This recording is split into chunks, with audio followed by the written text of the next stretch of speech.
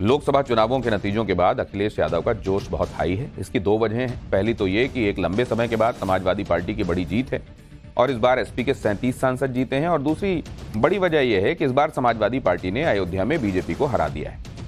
SP के दलित उम्मीदवार अवधेश प्रसाद अयोध्या के सांसद चुने गए हैं और इस जीत के बाद अवधेश प्रसाद का कद समाजवादी पार्टी में बहुत बढ़ गया है।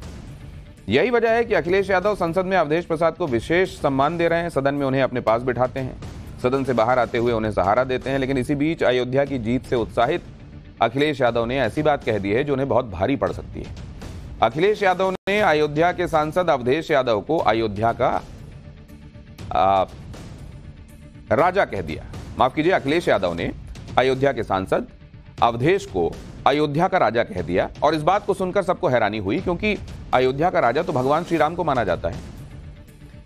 पहले आप अखिलेश यादव को यह बयान सुनिए और उसके बाद बताऊंगा कि कैसे अखिलेश इस बयान पर फंस गए हैं। लोकतंत्र रक्षक सेनानी आइए, लोकतंत्र रक्षक सेनानी ये खड़े हमारे साथ, अवधेश जी राजा अयोध्या। लोकतंत्र रक्षक सेनानी आइए, लोकतंत्र रक्षक सेनानी ये खड़े हमारे साथ, अवधेश जी राजा अयोध्या।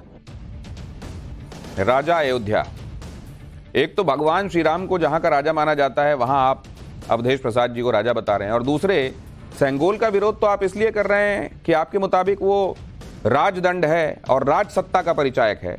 लेकिन यहां जो एक सांसद बनकर आए हैं उनको आप अवधेश को अयोध्या का राजा बता रहे हैं। अवधेश प्रसाद को अयोध्या का राजा बताकर अखिलेश यादव ने एक नया विवाद पैदा कर दिया।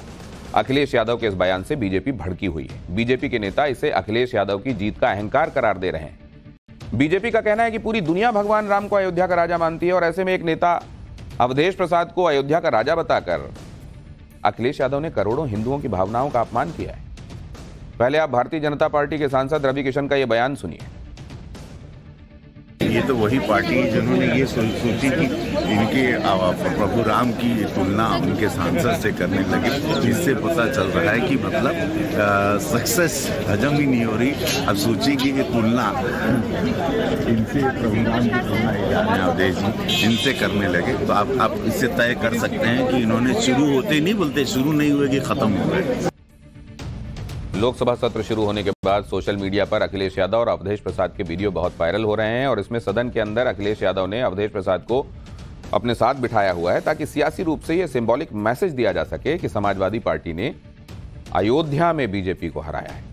इसके अलावा सदन के बाहर भी अखिलेश यादव अवधेश प्रसाद का हाथ पकड़े हुए नजर आए ताकि मीडिया का अटेंशन भी अवधेश प्रसाद पर बना रहे। इन तस्वीरों को देखकर बहुत से लोगों को समाजवादी पार्टी के सीनियर नेता आजम खान की याद आ गई।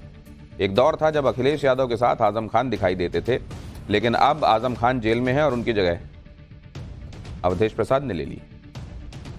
दरअसल राजनीतिक विश्लेषक ये मानते हैं कि अयोध्या की जीत के अखिलेश यादव के जातीय समीकरण वाली रणनीति ने वहां पर काम कर लिया और इसीलिए वो आने वाले चुनावों तक इस जातीय समीकरण को बनाए रखना चाहते हैं। इस समय अवधेश प्रसाद समाजवादी पार्टी का सबसे बड़ा दलित चेहरा है और इसके पीछे के कैलकुलेशन को भी समझने की आवश्यकता है। 2019 में बसपा के साथ गठबंधन के बाद भी अखिलेश यादव को उतने दलित वोट नहीं मिले जो 2024 के चुनावों में मिले। समाजवादी पार्टी ने यूपी में दलितों के लिए आरक्षित 17 सीटों में 14 पर उम्मीदवार उतारे थे। इनमें से 50% यानी 7 सीटों पर समाजवादी पार्टी के उम्मीदवार जीत भी गए। पहली बार लोकसभा में समाजवादी पार्टी के 8 दलित सांसद पहुंचे।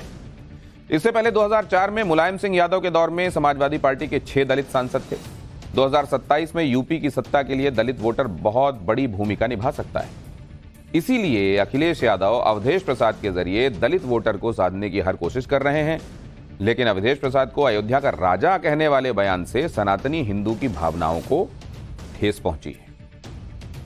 इधर अखिलेश यादव अयोध्या को लेकर ऐसी बातें कर रहे हैं जो विवाद का कारण बन सकती हैं। दूसरी तरफ यूपी में विरोधी पार्टियों के सांसद सीएम योगी की तारीफ कर रहे हैं। सहारनपुर से कांग्रेस सांसद इमरान मसूद ने यूपी के मुख्यमंत्री को लेकर ऐसी बात कह दी जिसकी बड़ी चर्चा हो रही। एक मुस्लिम सांसद अगर योगी आदित्यनाथ की तारीफ करे तो चर्चा होगी। इमरान मसूद ने कहा कि अब सीएम योगी ने जो अच्छे काम किए हैं, उनकी तरफ से जो बढ़िया काम किया गया है, उसकी तारीफ करने में बुराई क्या है, और हर चीज का विरोध करना तो ठीक नहीं है। सुनिए। सर, आपने मुख्यमंत्री योगी आदित्यनाथ की तारीफ की है और कहा है कि बेवजह राजनीति इस तरह की नहीं करनी चाहिए। देखिए, मेरा मानना ये है कि अगर किसी ने कोई काम किया है तो उसकी तारीफ तो करनी चाहिए। बिजली के सेक्टर में हमारे यहाँ, मुझे नहीं पता पूरे प्रदेश में, बहुत ज्यादा मैं नहीं कहता कि वो है, लेकिन मेरे यहाँ काम हुआ है। अब जब काम हुआ है तो मैं कैसे इनकार कर दूं कि नहीं हुआ। हर चीज की बुराई करना या हर चीज के ऊपर विपक्ष होने के नाते हमें सवाल खड़ा करना, ये मुनासिब मुझे लगता नहीं, इसलिए मैंने बोल दिया। इसमें पता नहीं इतना लंबा चौड़ी बात क्यों हो रही है। For more of such videos, do like, share and subscribe to ET Now Swadesh.